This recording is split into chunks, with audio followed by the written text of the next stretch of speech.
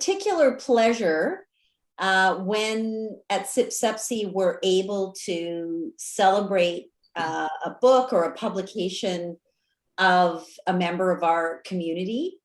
And so today we're coming together to celebrate TV Paul's collaboration. Those of us who've been involved in Oxford handbooks will know what labor of love these are, but they are fantastic resources, the Oxford handbooks.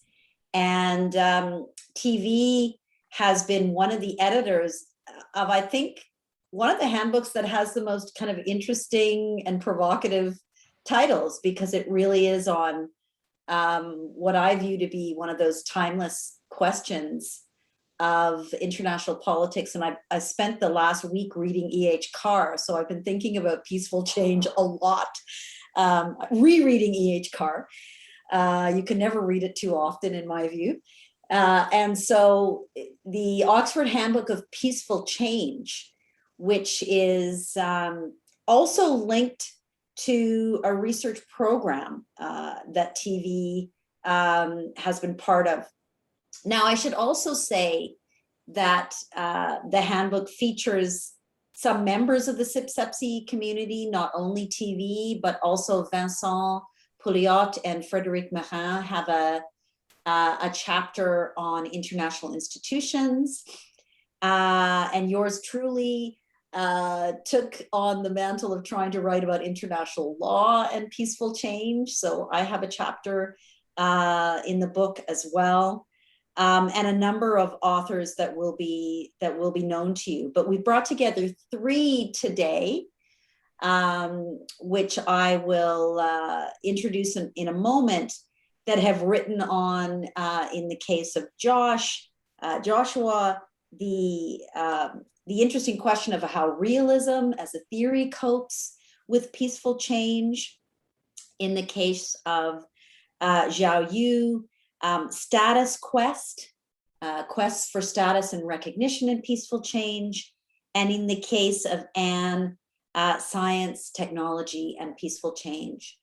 But before we turn to those speakers and then open up to you as audience to ask some questions, I'd like to turn the floor over to TV Paul, one of the editors of the handbook, just to give us some background and introduction to what it's trying to achieve and what insight it's shedding on this ongoing question of how we accommodate peaceful change in international relations. So TV, please, I give you the parole, as it were. Thanks a lot, Jennifer, and the CIPSS coordinators for organizing this. This is actually the second launch of this handbook. First was at Stanford University last June, and now we are planning quite a few all around the world. The handbook is actually a major project of the Global Research Network on Peaceful Change, which itself originated from my 2016-17 ISA presidency. And in the 2017 theme of the ISA conference in Baltimore was change in world politics. But many of my collaborators sitting here, as well as others, suggested that the topic of peaceful change deserves or redeserves more attention, as we are entering in an era similar to the 1930s, hopefully no war. But the point is, the same kind of issues are propping up: how to accommodate a rising power, if and how, and what are the other challenges that international order and world order face at this point in time. And so we have been very successful. We met again in Toronto 2019, and it's a loose network. Some 16 universities are at the moment involved in it, but then there are about 200 scholars. Some of them participated in this roundtable. Also our members. We are trying to make it not a big deal, because this is an informal grouping, but our main aim is to promote the research on peaceful change, not with a very highly normative goal. I mean, there is a normative goal, But we also recognize that not all peaceful changes are good for the world, but how do we get there and what kind of constraints and opportunities we face. So this has been great. We just got another a double issue of International Affairs from Chatham House, just came out on liberal international order, and which, by the way, is free to download until November 30th, and you're welcome to go to the webpage. I think it's circulating on social media a lot. So my chapter in this handbook is first I address the definitional questions about a sort of minimalist and a maximalist. I go into systemic, regional, subsystemic sort of changes. When I discuss the interwar period, as Jennifer just said, the EHPAR period, and the 1919 Paris Peace Conference to 1939. See, that's sort of the period when the big debate took place, the formation of the International Studies Conference. A number of, in fact, IR, as we know today, originated from that period of intense debate about this topic. And so it's really fun to return to it. And then when the Cold War era, of course, there were some attempts in post-Cold War era, the topic of peaceful change with Gorbachev and then Deng Xiaoping all implementing some of those policies got a lot of attention. So our aim is to bring in, compile the key logics behind this theme, as well as to look at it from not only global, but from regional and also paradigmatic, including civilizational sort of approach. And what is most interesting was I learned a lot about the world and how different religions look at peaceful change, how different isms, alternative perspectives, incremental revolutionary perspectives, micro, macro, episodic, deep, and the sources and mechanisms. There were some of these chapters that you're going to hear talk about international law, international institutions, technology, nuclear weapons, deterrence, climate change, political economy, social movements, democracy, etc. Then we have sections on agents of change that are, unfortunately, many of them are great powers, and they are also violent actors. So when do great powers become violent is a very interesting question. So the chapters on US, China, and some other pivotal states like Germany, Japan, India, Indonesia, South Africa, that had adopted peaceful coexistence, peaceful change often. So now it's becoming a lot more relevant with Russia and China, of course. And then we have the European experience, ASEAN, Africa, South America, why some regions are producing peaceful change while others are not. And so overall, we have about 41 chapters. 3 are historical origins, 10 are theoretical traditions, then 8 chapters on key material and ideational sources, some 8 chapters on pivotal states that made contributions. We miss out quite a few small states, which is unfortunate because this was all we could afford in this large volume. Then we focus on 10 chapters on regions and in terms of their peaceful and non-peaceful evolution. So we conclude by saying the final chapter is an editor's ideas about what should we do further. This was eye-opening for us, that we have a lot of opportunities here. First of all, the IR paradigms may not be paying sufficient coherent attention. And we know that a lot of constructivist scholars in particular, and liberals too, talk about peace and peaceful change, but probably not sufficiently. Martha Finnemore's piece is, comes to mind, a very important one.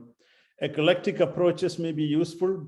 The future inquiry should include structural conditions, likely candidates, relationship between peace and systemic change, domestic, political, and international level change, emerging technologies and change, especially cyberspace, role of social movements. We discussed very briefly Me Too movement, climate change, Black Lives Matter. All these actually could be brought into our literature too.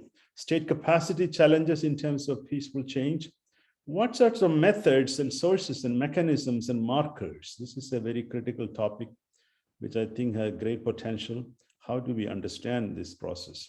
Interdisciplinary approaches, there's considerable work in sociology on social change, as you all know. How to bring that back into our discussion about international change. And finally, the big question also is, why do peaceful change sometimes is followed by violent cycles? We don't know. Peaceful change is not permanent. And what maintains change in a perpetual fashion, or we are condemned to live in a cycles of conflict, as we are witnessing already in the China-US context. So I'll stop there. I'm sure there will be some questions, but the handbook, as Jennifer said, has a treasure of ideas for students, especially thinking of a dissertation topic or anything to deal with the subject matter. To read some of the chapters, you'll get ideas in terms of what needs to be done. It's a humongously big subject. Thank you so much. That's great. A humongously big subject, exactly. And you're right that, you know, there are different ways in which we think approaches have addressed this, but when you begin to look at how systematically they do so, that's less clear. So let's bring in some individual chapter authors. So just for the audience, I'm going to ask the three of them to present for, you know, somewhere around 7 minutes. We're going to try to finish those 3 chapter introductions by about 12:45, as we normally do, so that we have then question time for you to come in on any of the chapters or on the general direction of the volume, so you can start to get your questions ready. I'm going to start with Joshua Shifrinson from Boston University, who's written a chapter on realism and peaceful change. So Joshua, please, the floor is yours. Great, thank you, Jennifer, and thank you, TV, for having me in, for inviting me to contribute to this handbook. And I want to start by admitting a large degree of humility, because being asked to represent the entire realist paradigm in one chapter is no small issue. So I take my role here quite seriously, and I also feel the weight of prior generations pressing upon me, which is, of course, a structural realist insight. So my role here is to talk about the prospects for peaceful change in realism. And I'm going to piggyback on the observation that both Jennifer and TV had, saying that there's nothing systematic about it. And indeed, this really jumped out at me when I began to gather my thoughts together as to what realism as a paradigm would say about the prospects for peaceful change. And nevertheless, I think we can actually distill some general, somewhat systematic insights from a broad array of realist research. First of all, let me just clarify at the outset, by peaceful change, I think we need to distinguish between 2 types of peaceful change. TV mentioned his minimalist and maximalist. In my chapter, I call them type 1 and type 2 peaceful change. Very simply, type 1 change, or the minimalist change, is a situation where there's peaceful adjudication of relations between states, especially great powers, right? It's a dyadic, the bilateral peaceful adjudication. Whereas the second type of peaceful change is a much more systemic transformation of the international system writ large to diminish the prospect of force. So I just want to get those 2 definitions on the board, because when we're talking about the prospects for peaceful change, distinguishing bilateral relations from systemic transformations is no small matter. And so what would realism say about this? What in particular would structural realism and neoclassical realism, 2 of the biggest realist paradigms on the market today, say about this prospect? Just a brief reminder, realism as a whole takes international anarchy as a given, the absence of a world government above states to adjudicate disputes, a situation that pushes states to compete for security and oftentimes power, and to be fearful in some way of the prospect of violence being visited upon them. Now, under those conditions, you might say to yourself, well, gosh darn it, you know, peaceful change is impossible. There's always the prospect of violence. Do not pass go, do not collect $200. But that's not quite right. First of all, when we talk about type 1 peaceful change, this dyadic relationship, defensive realism, that is the tradition that's associated most predominantly with Kenneth Walt, Stephen Van Evera, Barry Posen, Stephen Walt, and a bunch of other big names, actually has hypotheses as to when peaceful change is possible. In particular, you would expect peaceful change between states when they are able to get security for themselves fairly easily. This is largely a function of the offense-defense balance, the notion that there are certain periods of time when military technology and geography enable some states to get security easier than others. And actually, this is actually a moderately optimistic prediction about the world today. After all, with nuclear weapons and large water barriers between states such as the US and China, it should be possible for this first type of peaceful change to be adjudicated. There's going to be friction, of course, but peace unto itself may be possible. Of course, a second type of structural realism is this offensive realism associated with John Mearsheimer, Eric Labbs, and a bunch of others, Fareed Zakaria, amongst others. And this is a much more Hobbesian style realism, right? The idea that says states don't just care about security, they associate their security with power. And because it's power, material resource that really drive the agenda, up until the point that a state becomes a regional hegemon, you might say to yourself, well, the prospect therefore of France and Germany living in harmony is fairly minimal. And indeed, this offensive realist take has less auspicious predictions about the prospects of peaceful change at the interstate level. But nevertheless, hope is not lost, because after all, even Mearsheimer would say states seek power until they become a regional hegemon.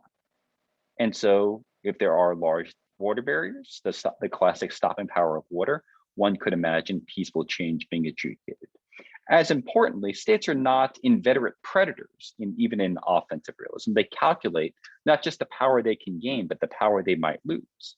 And so if there are situations where both sides are armed to the teeth, or at least heavily armed, there may be prospects for peaceful adjudication. Finally, neoclassical realism, of which TV and many others have written quite elegantly on, is less clear-cut as to what the prediction would be. But as neoclassical realism suggests, this is a tradition that pays careful attention to state mobilization capacity, to the unity of elites, to the coherence of national ideas. And so, at least in theory, even in this anarchic competitive world that realism takes, you could imagine states that allow for peaceful change because elites aren't united on a given threat, and therefore a transition occurs, a peaceful change occurs before elites mobilize. You can imagine the state lacking mobilization capacity and lacking the wherewithal to turn to war as a way of resolving differences with another state, and so on. So there are actually prospects for peaceful change, even in the neoclassical realist approach. Well, so that's type 1 change. What about type 2 change? And I'm leaving less time for this because actually realism is less optimistic on this score, but nevertheless, let me talk about it a little bit. As a whole, because realism emphasizes anarchy and the competition that results under anarchy, the prospects of reducing conflict in the international system is fairly minimal. But there are still two possibilities that might depress the use of violence writ large. The first would be the emergence of a true global hegemon, in which case that state could simply suppress violence around the world. It wouldn't be a happy world necessarily, but it would be a peaceful world. The second condition, meanwhile, would be a phenomenon where a state asserts itself around the world and transforms the socialization processes of states such that they embrace political unions such that violence is much less prominent in world politics.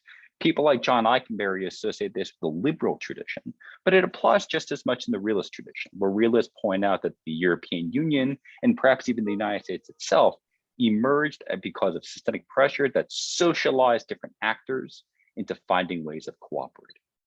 And so even this type 2 change is possible in a realist framework. And with that, I'll step back. I'm at the time, and I'm happy to go into this in more detail in the Q&A. And thank you all so much. Thanks very much. That was really concise, and I'm sure there will be some questions from students, people who also have particular realist thinkers they want to talk with you about. Perhaps Gilpin will come up too, I don't know. But let me turn secondly to Xiaoyu, who's written about status quest and peaceful change. Xiaoyu Pu from University of Reno, or is it University of Reno or Reno? Nevada. University of Nevada. Sorry, I've got this wrong. My apologies. University of Nevada. Welcome, please. The floor is yours. Thank you. It's my great pleasure to be part of this wonderful project. So my role is to talk about status and peaceful change. I would like to start from a quote. So long time ago, Australian strategist Geoffrey Bailey famously said that for every 1,000 pages published on the courses of war, there is less than 1 page directly on the courses of peace. So if we focus on the both classical and recent literature about the role of status in world politics, vast majority focus on the question how and why status generated conflict and even war, right? So my role is trying to think about the other side of the story, when and how the aspiration concern about status actually drives peace. So in this chapter, I first review some typical sort of approaches, why and how status drives international conflict, including status scarcity, status discrepancy, and also a relative new concept, status dynamic. So, and then I move to the discussion, when and how status could promote peace. I use TV's concept, basically the typology. There are 2 types of peaceful change. Minimalist peaceful change primarily refer to change and transformation between among nation states without violence. A maximalist peaceful change refers to sustained non-violent cooperation for a more just world order. So the second type is more transformational, more fundamental. So then in my chapter, I talk about how assuming individuals and the nation states, we all care about status, how this kind of concern or aspiration or quest for status would promote both minimalist peaceful change and maximalist peaceful change. Regarding minimalist peaceful change, primary is about when and how established power could accommodate rising powers of status aspiration. That's also the fundamental problem in power transition, and in other sort of model. And I lay out 3 specific reasons why peaceful accommodation of rising power status is difficult, but it's still possible. Number 1 is status is social and culture. It's different from power.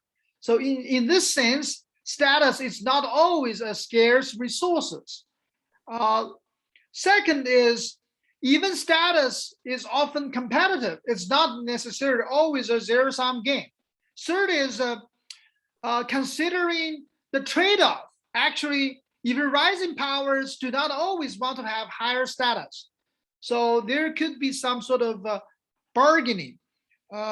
This is for the first type. The second is maximalist peaceful change, fundamentally about how to build a more just world order. I focus on the role of leading power, although non-state actors has a role, but in my chapter I focus on leading power. So that depends on 3 conditions or directions. Number one is whether leading power still regard military power as a major status symbol. Number two, to what degree leading power is winning, leading powers are willing to provide international public goods, because either people or nation states, they could signal their status through provision of public goods. So the third factor or direction is whether leading power could conduct a more humane and moral foreign policy.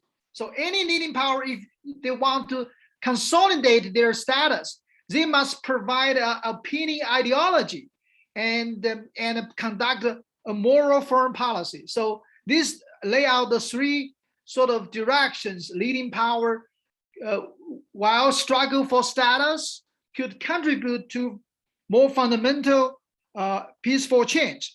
So in conclusion, status is often competitive. Status could often generate international tensions and conflicts, but under some conditions, status aspirations could still promote peaceful change in international system. So let me stop there. Thank you. Thanks very much. And again, for being really very concise and giving us some things to think about. This notion of status being competitive, but not necessarily zero sum is, I think, really interesting to reflect on the dynamics associated with that, and also how ideology fits into your explanations of the dynamics around status. And let me turn finally to you.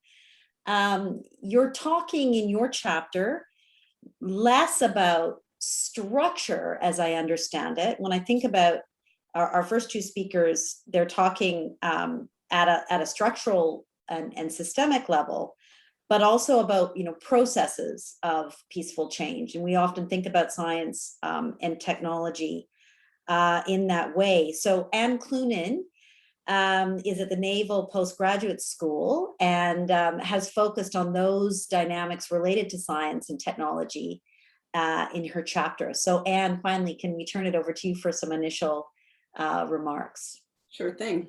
Thanks so much, Jennifer.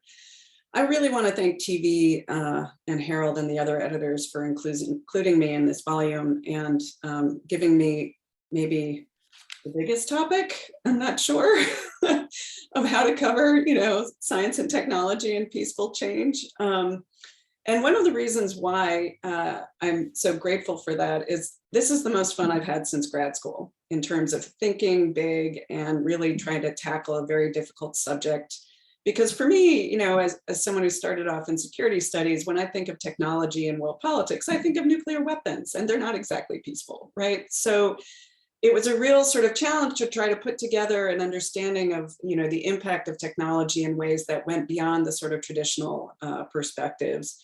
And so there are three things that I wanted to try to do in this chapter. The first thing was to really challenge the definition of peaceful change that we have in IR, and sort of making us focus on the fact that our understandings of peaceful and violent change have to include not only the natural environment upon which we are acting and impacting, but also the scientific and technological underpinnings of that impact, right? And so we need theories of change that are, investigating this holistically. And I think this gets to, Jennifer, your question about structures, in that we have to bridge both the macro, the meso, and the micro levels that lead to processes of change. And I'm an Ernie Haas student, so I look at the world in terms of processes, right? So this is not something that is alien to my thinking.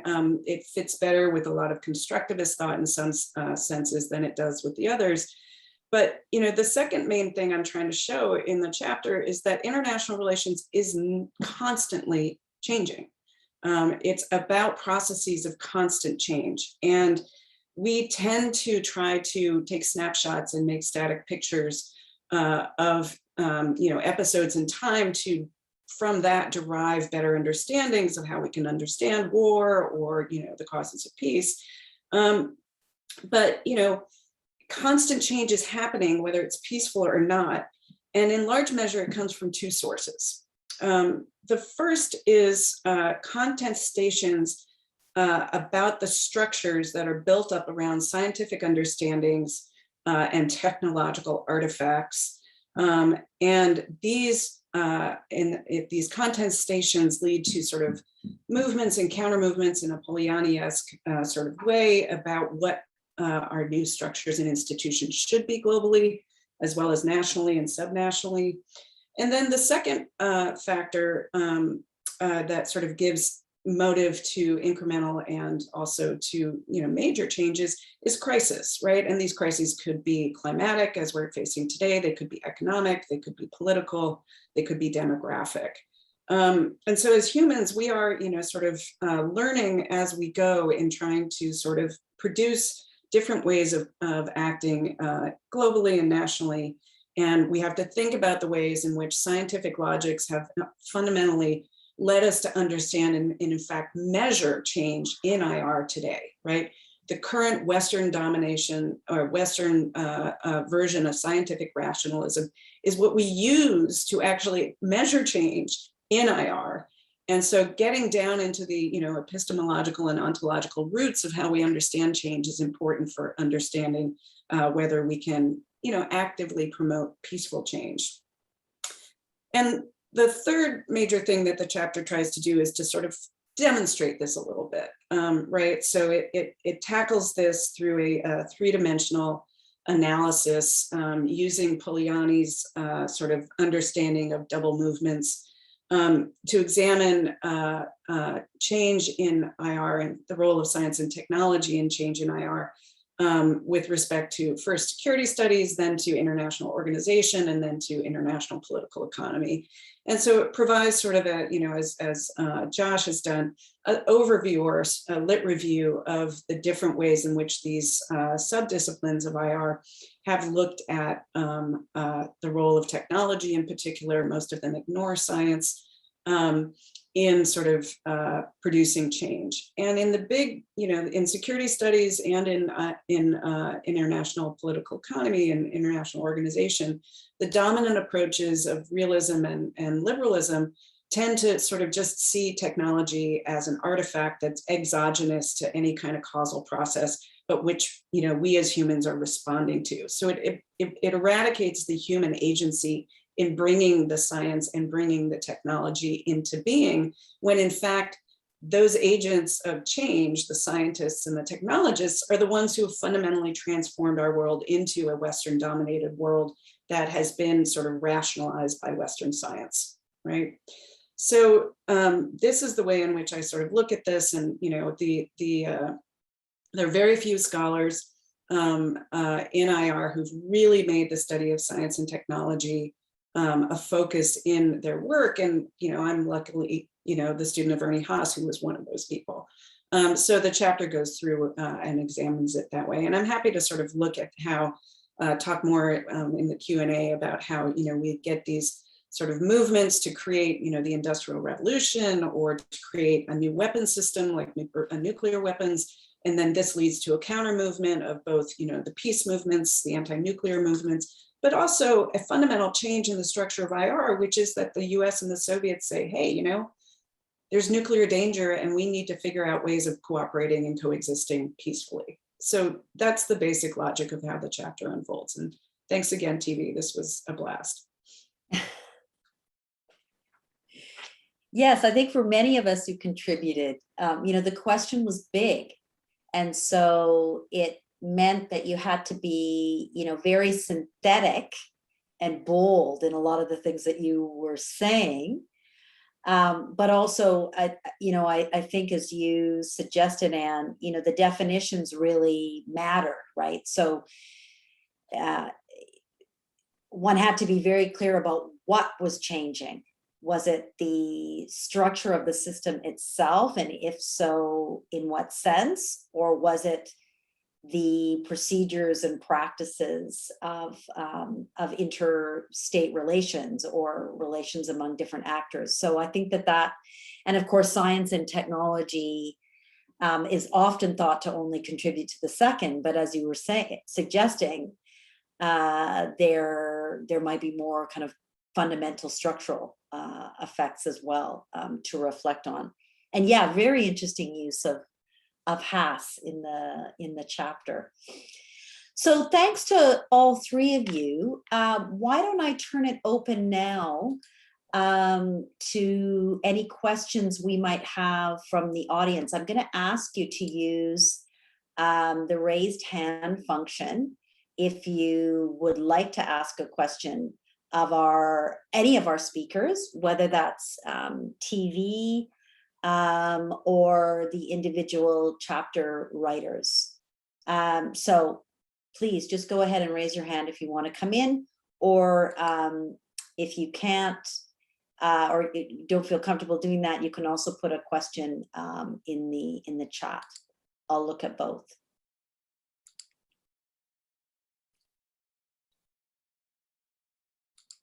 I'm not seeing any yet, but it could be because my system has just locked. So hang on, let me get my gallery view and see if I've got any hands up in my gallery view. Ah, there we go. No questions yet. I'm going to start just with Xiaoyu. I was really struck by the point that you made about rising powers may not always want higher status. I could certainly understand how there are dynamics associated with declining powers and why status might be particularly important to them. I'm thinking about, Russia in the current context, but I found that comment or that observation of yours interesting because it seemed to challenge some conventional wisdom that rising powers do care about status. So I wondered if you could elaborate a little bit on that point that you make.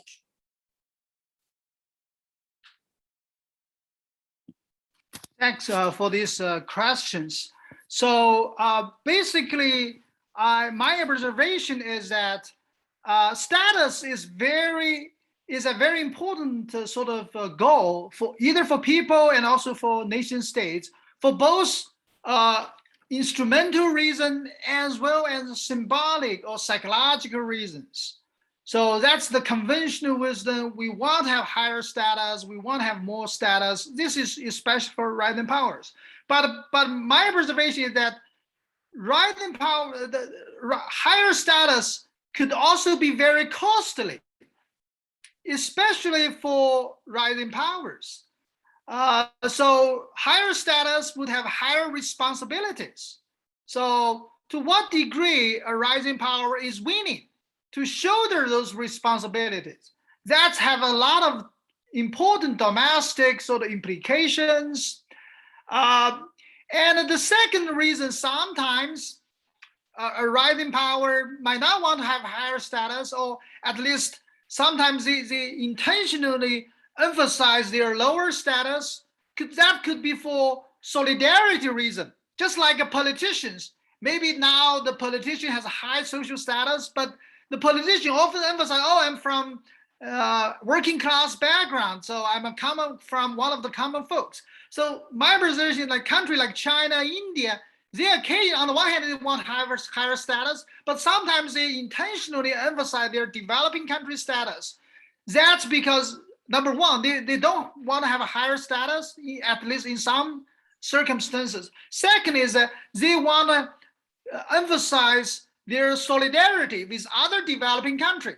So that's sort of for political solidarity purpose. So for these reasons, I would argue that so for rising power, the status aspiration is more complicated than the linear trajectory. They always want to have higher status. So that's my observation.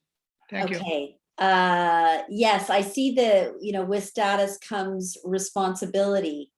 And, maybe just responding to your response, there's an important distinction we should be making, therefore, I don't know if you would agree, between recognition and status, right? So you might want to have claims or objectives recognized as being legitimate, but not necessarily asking for or aspiring to higher status. Because when I read that, I often associate rising powers with wanting to be recognized. But I think that that's a really, your answer suggests to me that we actually really need to, as scholars, distinguish between those two things. I don't know if you would agree.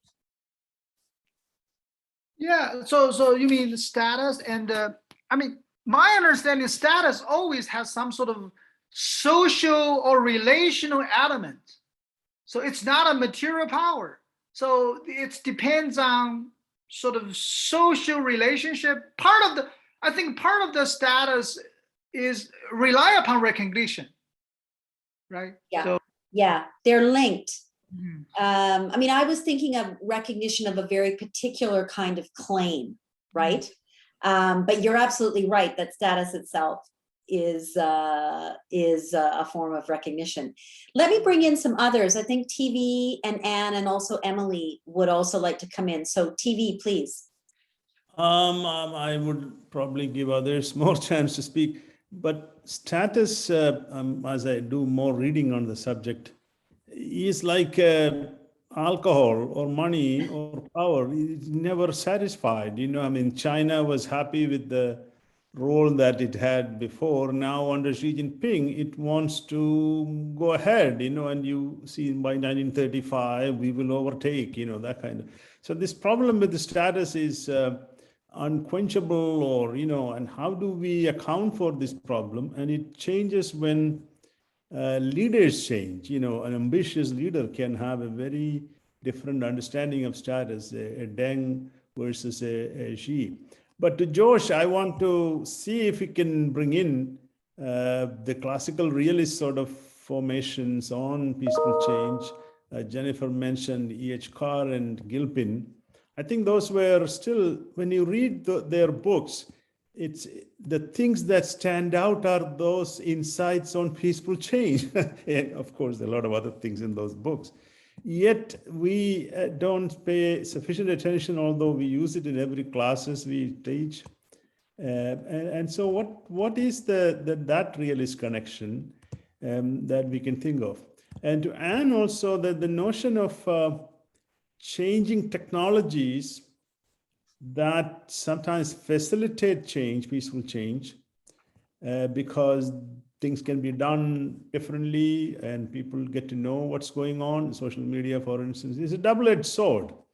And that double-edged sword is a challenge for any material power like that, and how do we capture that double side of science and technology? So these are sort of some questions to start off. I didn't realize there are more questions coming in, but if others can ask questions first before you answer mine.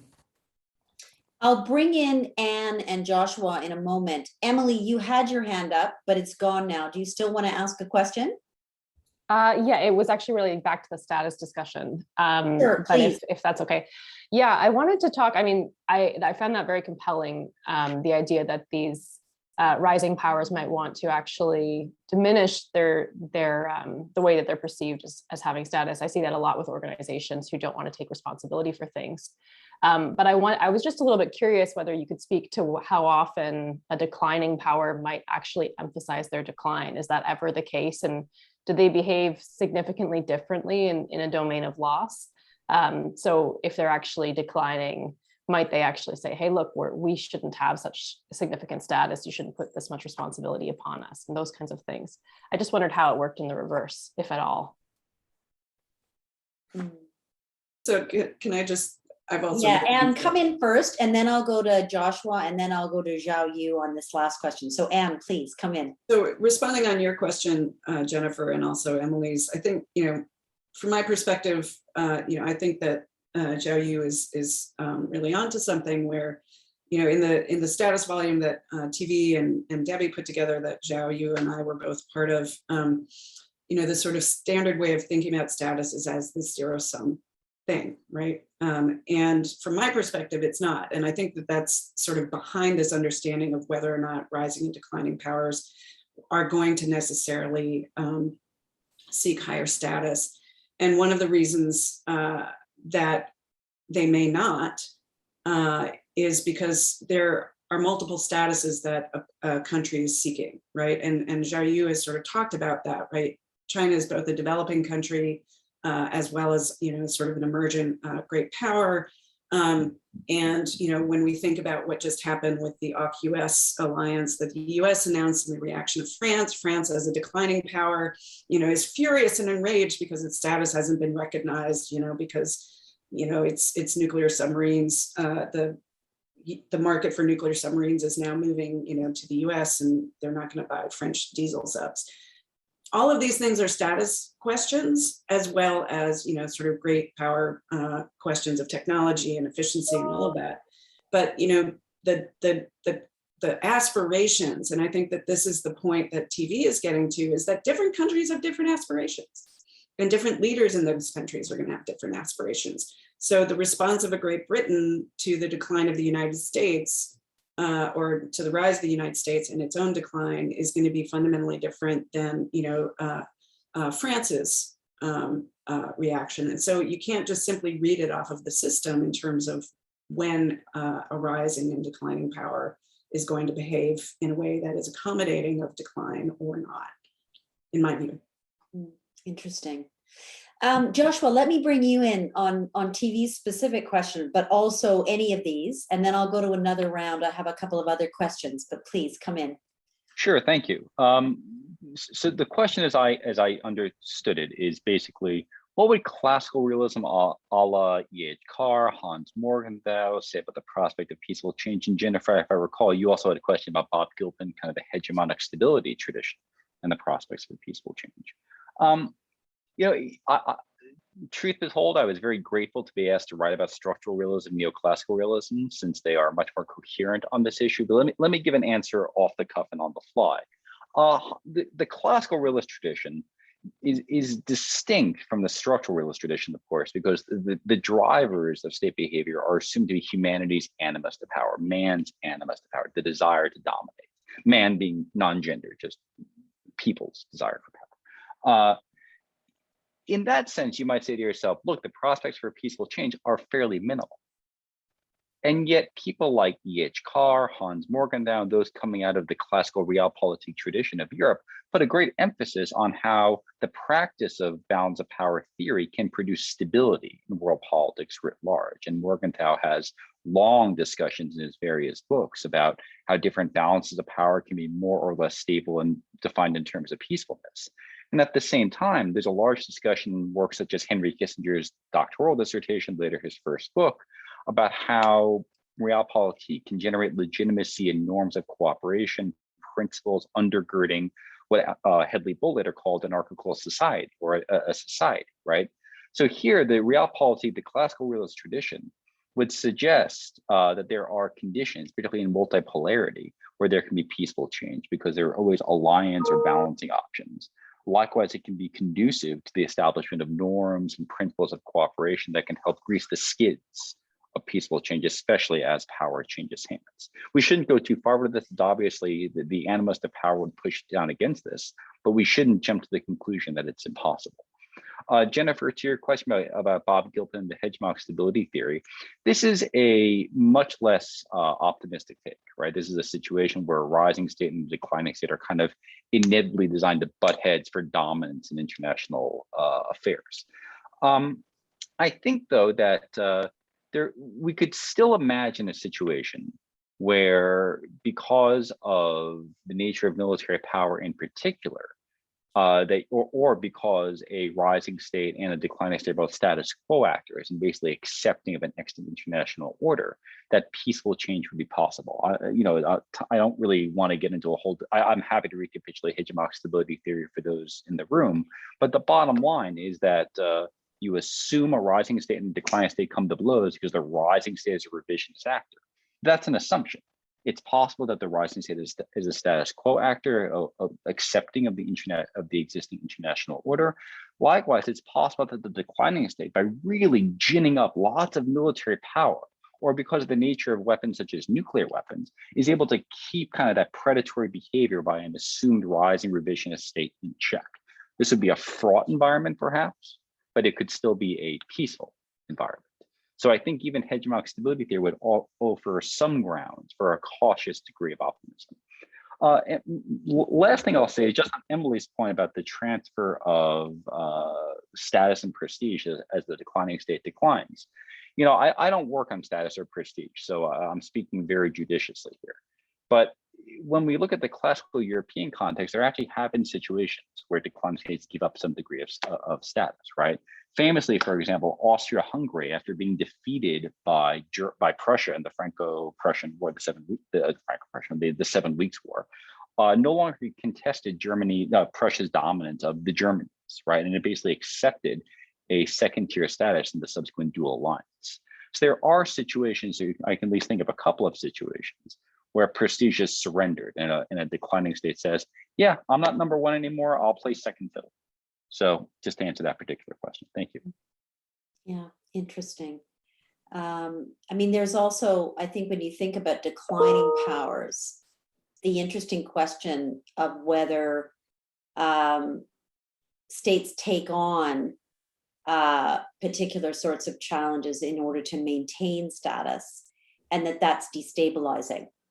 But you're right. I think the point here is that we can see lots of variation in what declining states are doing. But Xiaoyu, let me bring you into to think of that question that Emily asked about.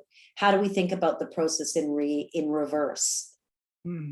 Yeah, I think I want to make a couple of brief points. First, I think a status is kind of always has some sort of uncertain dimension, because it's both objective, also subjective, and also intersubjective. So whether a country is declining or not, for the United States, has debated for decades.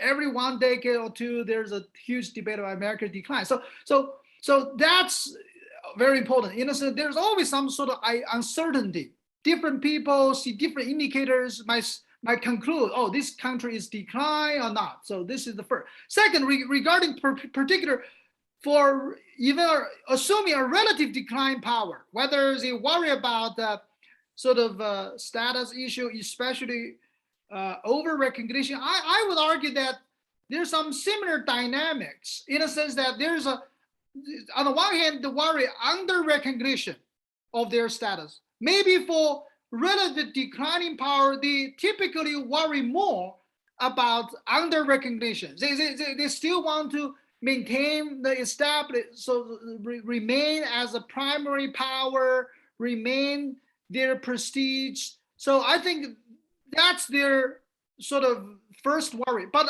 sometimes they probably also worry occasionally over recognition, in a sense that sometimes they say, oh, I really want to give up this kind of prestige because it's too costly. I want to shirk from some responsibility. I think the over recognition might still be a problem, potentially even for a declining power, but also I would say not only international audience, but also there is a complicated domestic sort of debate in this process, right? So, yeah. Eric, you wanted to come in at this stage with some questions. Yes, I just realized my camera isn't working. Sorry. We can hear you though, perfect. Okay, good. So I just wanted to ask Xiaoyu about some of his points. I thought it was a very interesting discussion about status. And I was particularly interested by the concept that rising powers might not desire status because gaining status in one status community can cause them to lose status in another status community. And that's where I think it's interesting. It might be important to remind ourselves that great power status is just one status community of many other status communities. And historically, I think a lot of realist theories were based on the European state system, where great power status community was the only status community of particular relevance to rising powers. And I'm wondering if perhaps we could say that the changing salience of different status communities can also be a source of peaceful change. So the actual change in whether certain communities are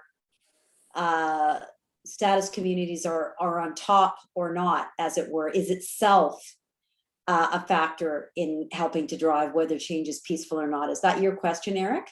Yes. Yeah, Because interesting. we see with China that they actually highly value developing the status of a developing country, but if they the more recognition they get as a great power, the more they might be seen as trying to be recognized as like the Western states, which can in turn reduce their recognition among developing countries. Yeah. Xiaoyu, do you want to come in on that point? Yeah, I think it's a good, Eric, you raise a good point. I think exactly, so my sense is that status, a country could have multiple status, multiple identities. So that's make the study of status more interesting than the study about power, I think. So exactly for a country like China, on the one hand, it want to recognize as a rising power, great power, but on the other hand, it really want to maintain its developing country status. So a few, many years ago, like I think maybe 20 years ago, maybe 15 years ago, actually G7, G8 at that point really was eager to invite China to be part of, but Chinese policymaker really declined to join a great power club at something like G8 or G7 because they think that's a sort of a rich great power club that will dilute or entirely make China's developing countries identity disappear. So I think that kind of concern is interesting. So I agree with you.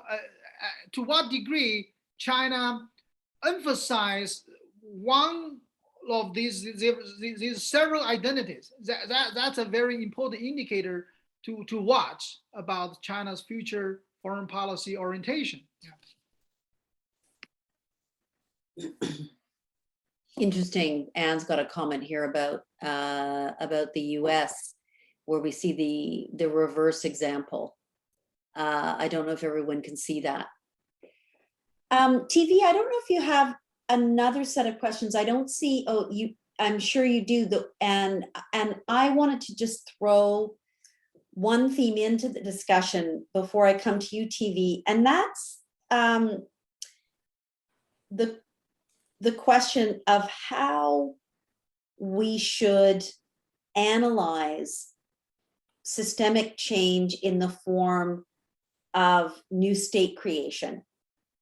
So it's one of the things that I grappled with in the chapter on law was, you can take on one reading the massive expansion in the number of units in the international system after 1945, which I think many people would agree is a change. We could talk about what kind of change that is, because it wasn't a change in what was deemed to be the legitimate political form. They all came into being as sovereign states, but it was a change in the sheer number of those states. But whether we take that as analysts to be a case of peaceful change, given that there was national liberation struggle in some cases to bring those about, but also in some cases what some would deem to be a relinquishing of colonies.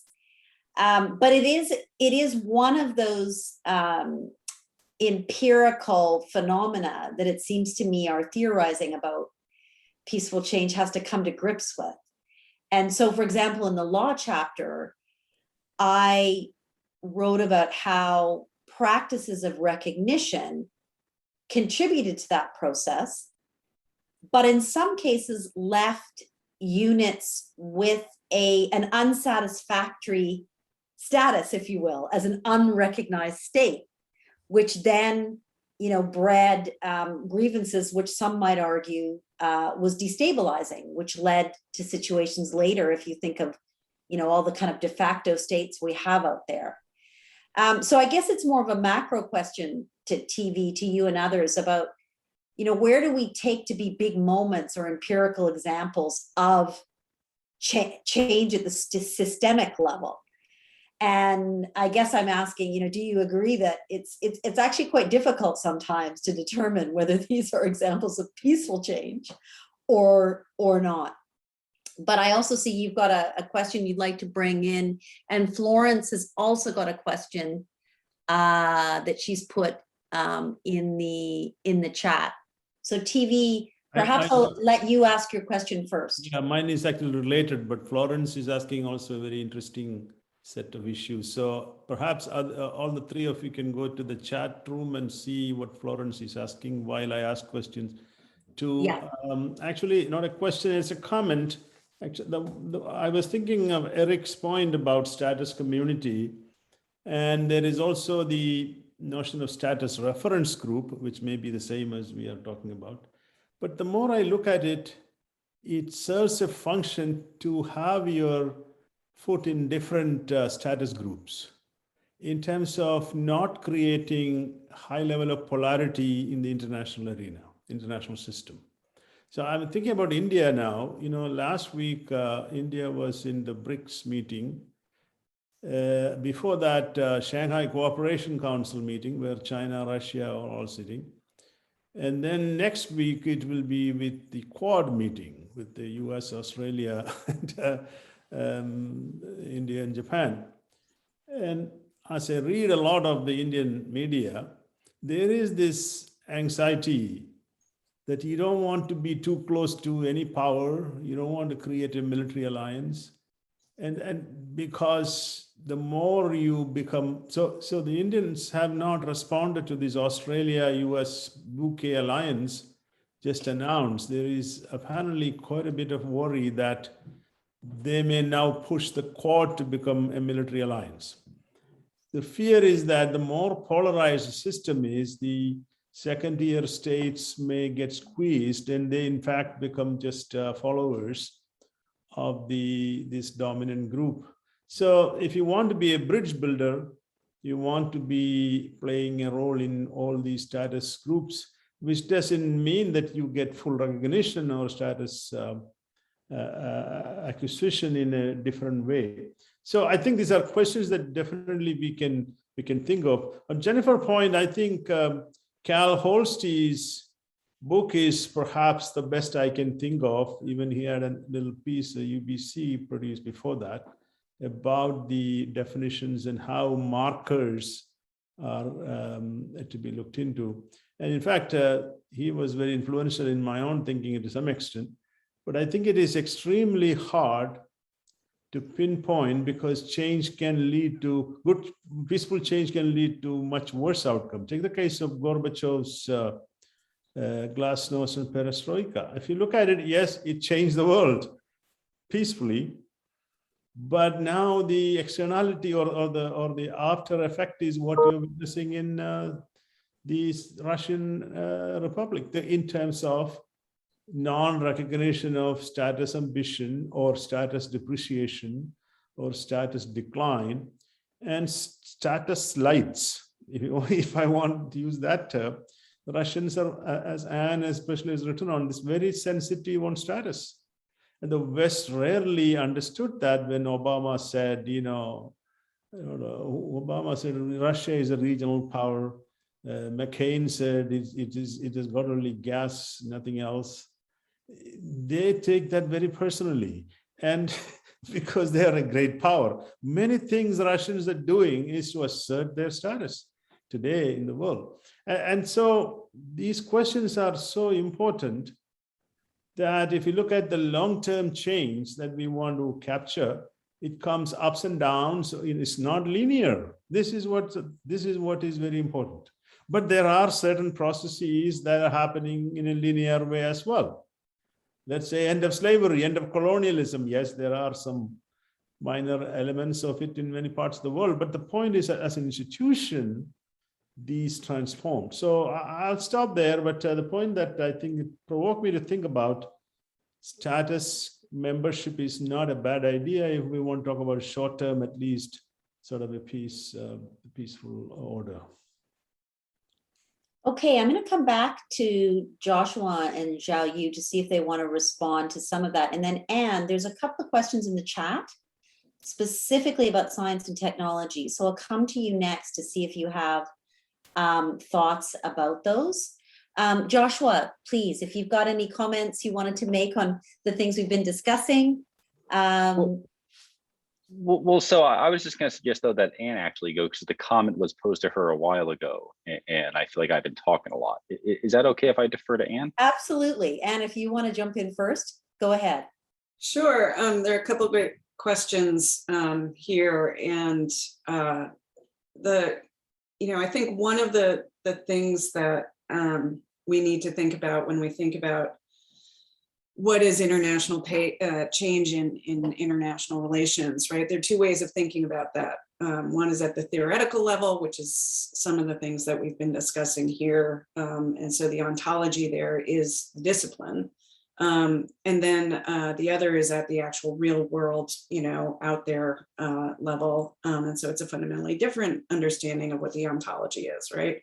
And what my argument in the chapter is getting to Florence's question is that underpinning both of those worlds as we operate today is a ideological hegemony of scientific rationalism that, for good or for ill, underpins the way in which we approach pretty much the development of science and technologies, our approaches to understanding change, whether it's through rational choice theory, right, whether it's through liberal Enlightenment values. All of those are founded on this sort of scientific rationalist understanding that we can use human reason to achieve the outcomes and improve the world, right?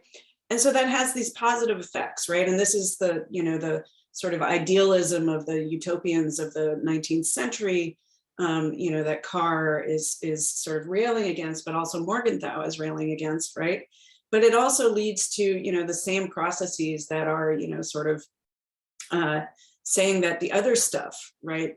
Today, what we call EQ, right? Status issues, all of that stuff doesn't matter for how world politics should be done. We should really just be focusing on, structural factors and responding to the environment, engaging this, as opposed to looking at the way the world has moved on from IR, from this perspective and from decision-making, is that the way the rest of the world, other than academia, looks at this is through risk management.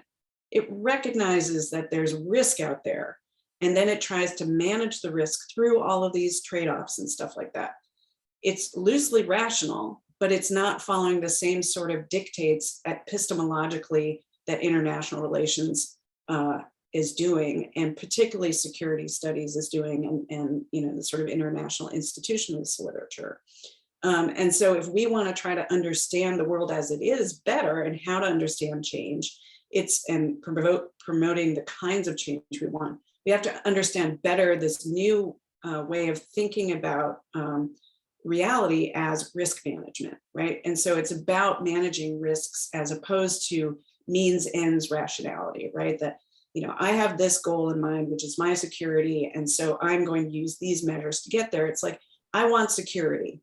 right? We want to do that. There are all these risks out there to my security, but I have to weigh a whole bunch of things in trying to get there. So it's a much more complicated logic, which, because political science, particularly in the United States, is trying to be scientific, gets in the way, in fact, sometimes of actually accomplishing good in the world. So that's the sort of, answer I'll give for now. The negative sides of Western rationality in terms of the hegemony and things like that, we could talk about maybe later, Florence. But I do want to get to, is it Alex or Nafisa? I'm not sure, but your question, which is sort of, what is the impact of surveillance technologies on peaceful change in the world when we're thinking about humanitarianism, right? And so the first thing I want to say is that, coming out of studying the Soviet Union and then Russia and nuclear weapons, that was my origins, right? Is that we used to think of technologies as either, civilian use or dual use, right? That you could use them for civilian purposes as well as for militaristic purposes. And today that distinction doesn't exist anymore. You just have to eliminate that from your mind. Every single technology we have today that is being developed has both uses. It can be used for violence, it can be used for peaceful purposes or for humanitarian ends or things that we like morally as liberals. And so all of these technologies have dual functions, right? The same surveillance technology of drones that is allowing the US government and some of my students to go out and target and kill people in Afghanistan or Pakistan or wherever it is, in Yemen or in Mali, are the same exact technologies that are allowing environmentalists to track the indigenous tribes who are being killed by ranchers in Brazil who want to clear cut the forest and don't want these environmental activists in the way, right? Microsatellites that are being launched for $10,000 are, similarly dual use, right? Corporations can scrutinize everything they want to about, a particular corporate competitor at the same time that, human rights activists can use the same satellite to receive the kind of signals and launch real-time sort of flash mobs in support of, some human rights or other humanitarian cause. So it's not, you can't separate them anymore. And that's going to accelerate in this century, because we're in the very beginnings of what is called the fourth technological revolution. And that revolution is going to combine systems that previously we have kept separate. These are biological systems. These are physical, sort of artifacts in the world, whether it's a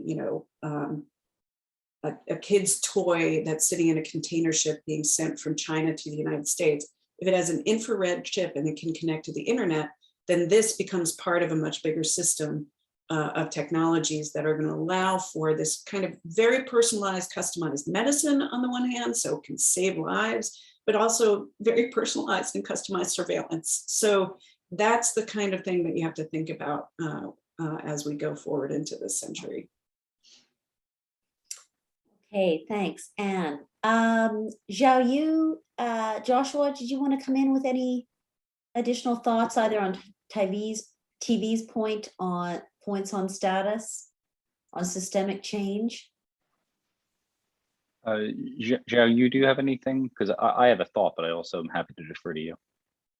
So I'll make 2 points here. One on TV's observation, the other one on Nafisa or Alex's question in the chat. On TV's point, I think his observation about the end of the Cold War and the Gorbachev transformation in particular really highlights a paradox about peaceful change, right?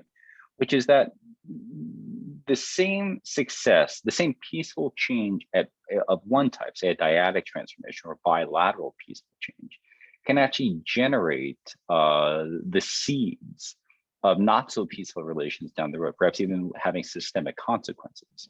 And so there's this really interesting question of whether what's good for the state is what's good for the system. And I think that could be a particular avenue of research going forward. It also highlights a kind of a paradox at the core of this of the whole peaceful change research agenda, which is states don't like violence, right? That's not a hard thing to say. And talked about risk management. It's a very easy observation to make. States don't like violence. And yet their individual actions can aggregate to a point that violence erupts.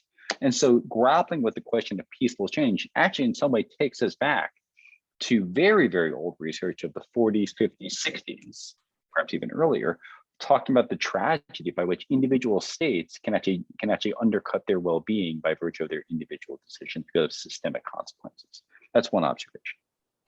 The second observation, it links, I think, on this point to Nafisa's question over whether, if a system is in flux, whether you could have still a peaceful change if it leads to widespread norm violations.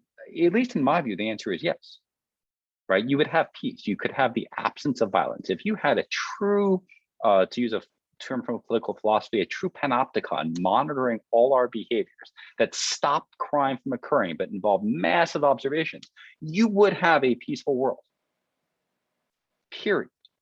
It would just not be one that we like in terms of liberal values. It would not be one we like in terms of individual freedoms. And so adjudicating this trade-off, as Anne's comments I think also spoke to, is going to be a key issue in the 21st century going forward. But I think it shouldn't deflect from the fact that if we like peace, sometimes that requires sacrificing human rights. If we like human rights, it may mean accepting a degree of non-peace. And I'm sorry for that. I'm sorry if that comes across as cynical. I don't mean it to be cynical. I mean it to simply be a descriptive situation. Okay, thanks, Josh. Xiaoyu, would you like to come in? Yeah, I agree with many of the TV's previous points about the status. So I just want to add one point in a sense that in a rising power transition dynamics, I think the status sort of signaling there should be also some kind of reassurance dynamics in a sense that, for instance, China versus the United States. On the one hand, China wants to be recognized as a great power vis-a-vis the United States. But on the other hand, China must be like careful to reassuring the United States. So I think there's a very dedicated balance. How, on the one hand, China tried to be recognized, seek to be recognized by the United States as a great power, even to some degree, an equal sort of great power. But on the other hand, try to reassure the United States. I think that's a very dedicated balance to make in the process. Great, thank you. Well, we're coming up to the end of our time. And so I just wanted to ask if there's any final questions before I thank our speakers. I also have one announcement for next week. Any other final thoughts to the panelists? TV, sure. We can't hear you. I thought I will thank everyone. It's really provoking me to think more and more on these subjects, since I'm very much interested in status question these days.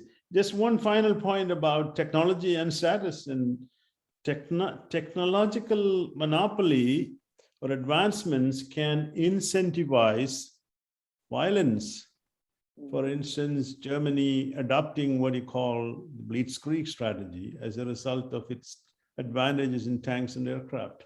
So a country that may have a higher advantage in AI or cyber in the coming decades may have a different incentive structure, whether to go for violent change or to seek deterrence or reassurance, or depending on what you want to think. So status and technology change are connected with another thing. And Xiaoyu probably would want to do. But anyway, thank you so much. It was a lot of fun. I wish our participants had more questions, but I guess our time is so short. So in a way, we compensated, I guess, by engaging quite a bit. More and more projects are coming, and please keep some attention on this. If any of you has any kind of relevant projects, let us know. We are inviting more members and participants in our extensive network. We don't want to become an ISA, but we definitely want more and more collaboration globally among people working in this theme of peaceful change. So thanks a lot to all of you. See you all soon. Yes, Thank you to Joshua, to Anne. I just wanted to remind those of you who haven't yet signed off that next week we are very pleased to be having our session in conjunction with the launch of EPIC, the Civil Wars Network at UDM, that CIPSS is leading. So Anastasia Shesteranina from the University of Sheffield is actually going to be here in person in Montreal. Wow. Who will be giving a lecture at this time. The lecture is at UDM, so you have to cross the mountain, but as Theo will explain, it is going to be delivered in English. Is there going to be a hybrid format? Yes, there will be. We'll provide the Zoom link for everybody wishing to follow online in the CIPSS network. It's actually at 11:30. I want to highlight. Thank you. So that's very it's a half an hour earlier. This is because of a department meeting at 1 o'clock here on our side of the mountain. So I'm afraid the usual time slot wouldn't have worked out super well. So I hope that's okay with everybody. But otherwise the details of where physically to go to, shocking. And the Zoom link, if you would like to be able to participate that way, will be made available to CIPSS members. Terrific. Everyone have a wonderful weekend. Thanks to our guests for sharing such wonderful synopses of your chapters, but get the whole book because it really is full of a set of extremely interesting essays by a number of colleagues whom you will recognize. And congratulations to TV and the editors and to all the authors. Bye. Bye-bye.